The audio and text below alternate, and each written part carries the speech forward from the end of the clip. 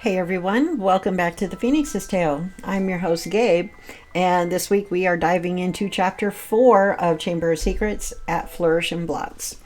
So let's get to our recap real quick. The chapter opens, we see Harry has been enjoying spending time with the Weasleys, and we get to see just how different life is at the Burrow for Harry specifically versus life at Privet Drive. He and all the crazy things that he gets to see. I mean, he gets shouted out by the mirror that he's looking into to tuck his shirt in. The ghoul that lives in the attic just above Ron's room is always making noise when things are too quiet. The small explosions from Fred and George's room are normal, and the rest of the family just doesn't even bat an eye. But the biggest thing to Harry was the fact that everyone seemed to like him. From Mrs. Weasley fussing over him and Mr. Weasley's constant questions about muggles. I mean, you can imagine how excited Arthur Weasley was to have Harry in the house and ask him muggle questions. So they all head to Diagon Alley because they need to do the shopping for school. And they're going to head there via flu powder. Well, Harry, unfortunately, being very new to the Wizarding world, has never used flu powder before. And when he goes to say Diagon Alley, it gets misheard by the magical flu powder, and he ends up at Nocturne Alley, where he unfortunately ends up in Borgin and Burkes and ends up seeing Malfoy and his father. So we do meet Lucius Malfoy in this chapter. Harry finally gets away from the shop, and as he's trying to figure out where the hell Diagon Alley is, where the hell he is, Hagrid finds him and leads him back to Diagon Alley. The chapter ends with a fight between Lucius Malfoy and Arthur Weasley at Flourish and Blotts, where a famous wizard by the name of Gilderoy Lockhart, we're going to have fun with that chapter, while promoting his new book, announces that he is going to be the new Defense Against the Dark Arts teacher at Hogwarts. Oh, Lockhart. Oh, God. I cannot stand Lockhart. I wouldn't say he's the character I hate most in this book. We're going to meet the one that I really do not like in Order of the Phoenix. And I think you all already know who I'm talking about, but Lockhart, oh my God.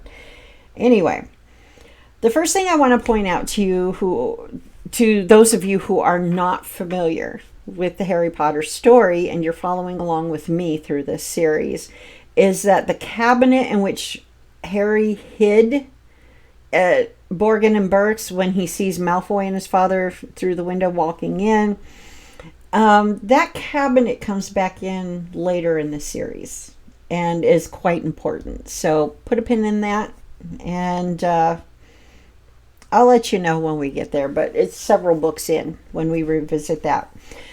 The primary topic that we're going to be talking about this week is about belonging and exclusion, and this was something that I alluded to as I closed out last week's chapter, that I really wanted to talk about it, but last week's was a bit more emotional for me. So we're going to leave it. I said, let's put a pin in it and we'll talk about it next week. And this is what it is. So belonging and inclusion. We see this in full force from last week's chapter to this week's chapter. The Dursleys clearly do not like Harry at all. In fact, they are quite abusive toward him. Hell. His best friend Ron, along with Ron's two older brothers, Fred and George, took it upon themselves to rescue Harry when they realized that not only was Harry not getting Ron's letters, but that Mr. Weasley had come home and said that Harry had gotten a warning for doing underage magic outside of school, and surmised that, the Dursleys were actually starving Harry and had him locked in his room. Whereas you get Molly fussing over Harry the entire time, ensuring that he's well fed and comfortable. And we even see this coldness in the interaction between Lucius and Draco as father and son. And this is something that I have personally struggled with throughout my entire life. As somebody who's autistic, I often felt like I never quite fit in even with my own family. So I've had a few periods in my life where I did feel included and valued, but this is something that I haven't felt in a long time. And probably for the bulk of my life. It's gotten better over the years, and at some point we will be talking about that progression from that broken little girl who believed she was a waste of space and her existence was an oops by God to where I am now, to the point where yeah, I didn't deserve any of that shit. So it's been quite a ride, let me tell you. But like I said, that feeling of really feeling like I'm with the right people, I haven't felt that in a long time. I spoke last week about how the only 3 people in my life right now are not emotionally safe spaces for me when it comes to managing my mental health, which I'm currently doing without the benefit of therapy. Again, we talked about that last week. So not unlike Harry, I often do my best around here to keep away from interactions with my mother and my brother specifically. Again, my son is not my therapist and therefore not responsible for my mental health, whereas my mother and my brother, while not responsible for my mental health, should be able to help me on some level, but they don't. Emotionally, I stay away from interactions with them, and that is affecting my plans moving forward. This got me thinking about the various unspoken expectations a particular family member, in this case me, feels from the rest of the family. So we're going to look at that this week. And as always, all of the references that I use for the psychological information I give you are going to be in my show notes. So, some examples of unspoken family expectations: being the family problem solver, expected to fix technical issues, manage household logistics, or mediate conflicts, whatever.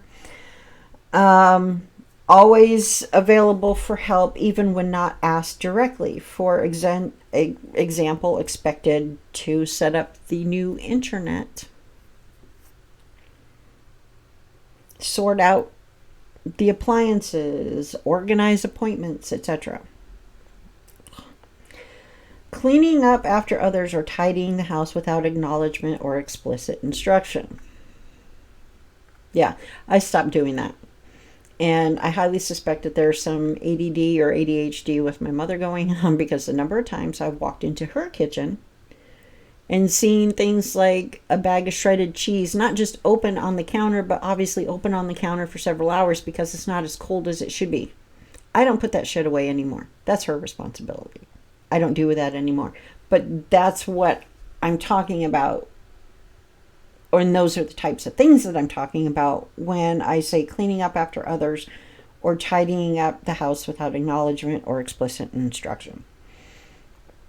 Another way this could show up is taking emotional responsibility for family members, such as soothing arguments, lightening the mood, or listening to complaints, especially when it's not reciprocated. Acting as an unofficial therapist or confidant, receiving emotional disclosures or being leaned on for support, often without it being reciprocated. Anticipating family needs before they are verbalized. Basically, you're just supposed to know what somebody wants and what needs doing. Yeah. Sacrificing your own needs for the sake of the family's stability or comfort. That self-sacrificing, putting others first bullshit. Managing finances, bills, or paperwork, sometimes in place of the parent. Stop doing that. Acting mature or grown up for your age. heard this one a lot as a child. Praised for being so responsible / mature, but then expected to continue shouldering burdens. And that was the one I felt a lot as a child, especially after my parents split up. And not expressing your own difficult emotions, expected to hide anger, sadness, or overwhelm so others are not made uncomfortable. This right here is why it is so difficult for me to vent. Not to have a therapy session, but to just vent with my mom and my brother, because it makes them feel uncomfortable. And this is where I have been processing a lot of the things that my mother did during my childhood that made the effects of my father's verbal abuse worse. And to the point where I doubt that I will ever forget the phrases, "What are you crying about now? Snap out of it. Stop being such a poop." I can't tell you how many times I heard that from my mother. You get the picture here of why I can't talk to her about anything. And this is definitely spilling over for me over the last 12 years, because it seems that nobody around here seems very sympathetic to when my emotions are overflowing, because it makes them uncomfortable. And as a result, when they are not being inconvenienced, I am fine from their perspective. When the truth is, I am not. I am not. Last week's episode, the verge of tears I was on through a chunk of it, I am not fine. However, as I mentioned last week, I've chosen to just not share anything anymore. And that includes the good stuff. So, for example, and this is a good example. My mother knows about this podcast. She knows it's my way of sharing my story. She knows I'm doing this chapter by chapter analysis through the entire Harry Potter series. She thought, oh, that's a cool idea. And how each chapter helps me pull out different things for me to talk about. But I can guarantee you that she knows nothing else about it. She doesn't know where it lives exclusively here on YouTube. She doesn't know the name of it, because I don't want her to know, and she's not curious enough to ask. So I don't say anything.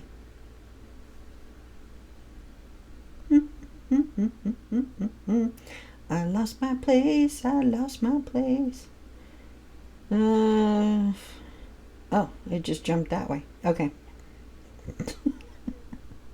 I'm getting tired. I'm trying to get these done for you guys and get back on track. I'm on episode 4. Episode 4 is last week's episode. So, yay. I'll get today's episode that you should have been seeing today, chapter 5, done tomorrow. Anyway.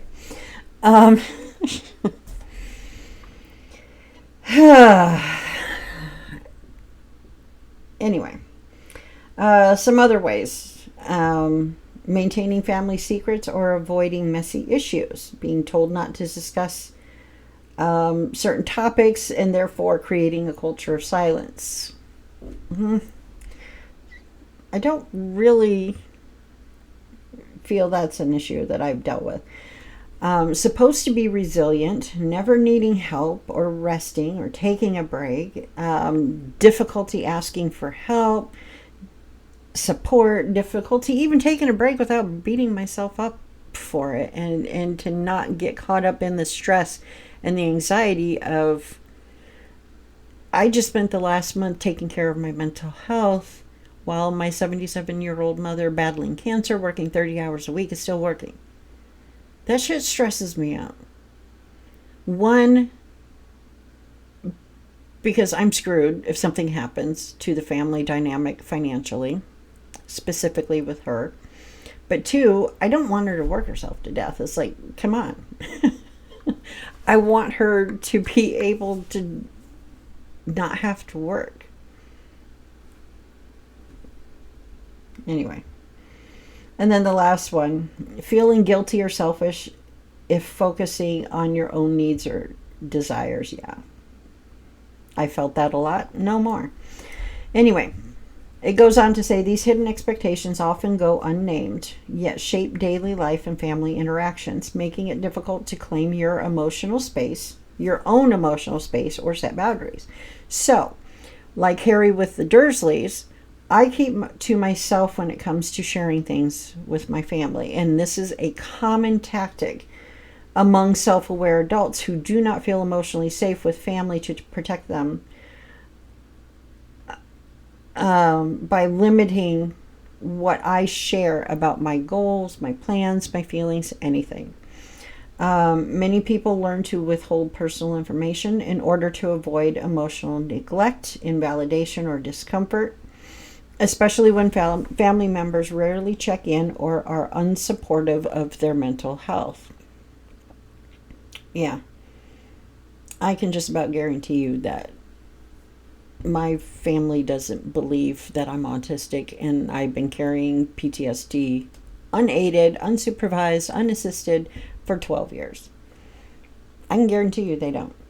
Anyway, this approach is recognized in psychology and therapy as a healthy boundary setting strategy in unsupportive or toxic family environments, which is why I no longer feel bad keeping things to myself.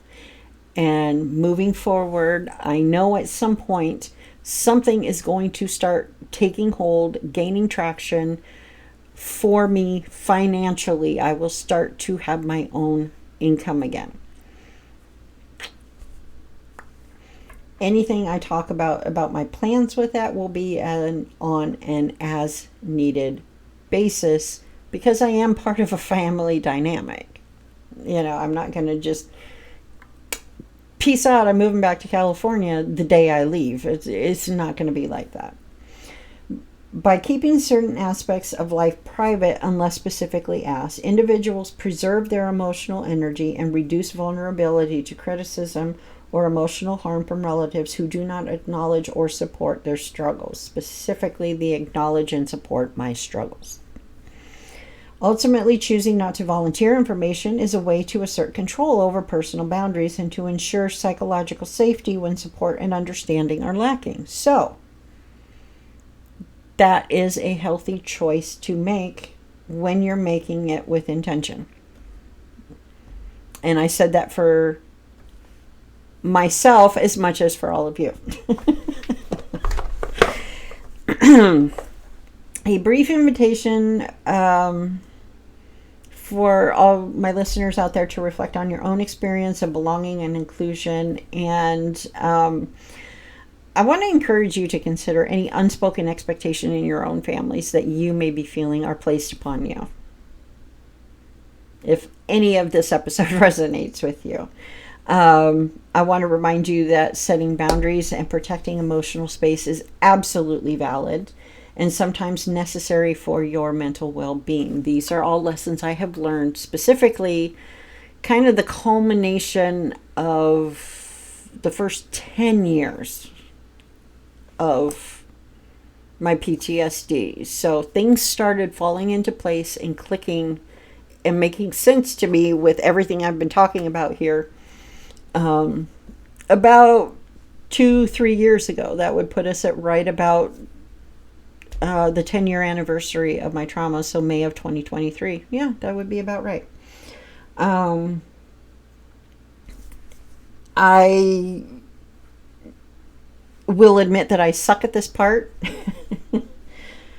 but I'm got it on my Google Calendar to make an effort to come into YouTube and check to see if there's any comments from you at this point, from any of you at this point, to reach out for support, not just with me, but reach out for support anywhere you can find it. Okay. if you are struggling with similar challenges that I am, whether it's through therapy or support groups or trusted friends or that one random person on social media who just, oh, their stories just resonate so strongly with you. So please do what you can to the best of your ability and give yourself a lot of grace. And no, you don't have to tell everything to everybody, especially if you're in a similar family dynamic of not having the emotional support you need in any way. It is okay to protect that by switching to a need to know basis as far as what's going on with your life, any of your plans. It's need to know if they are not emotionally supportive of you. Okay? So that does it for me this week, and it is getting late. I have just knocked out recording 3 episodes this evening, so I'm going to relax for a little bit and get some sleep, hopefully. Next week, we are going to dive into Chapter 5, The Whomping Willow. And until then, remember to tuck your shirt in, Scruffy. I think that's what the mirror said to him. And don't worry about the explosion coming from Fred and George's room. It's totally fine. It's fine. Anyway,